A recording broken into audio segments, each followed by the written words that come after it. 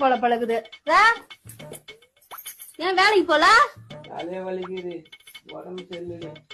தலை வலிக்குதா? படுத்துக்கு. சங்கத்துல வேற போன மாசமே 2500 ரூபாய் கட்டலான்னு கேட்டாங்க. இந்த மாசமும் கட்டலான்னு கேட்பாங்க. உனக்கு தலை வலிக்குது, நீ படுத்துக்கு.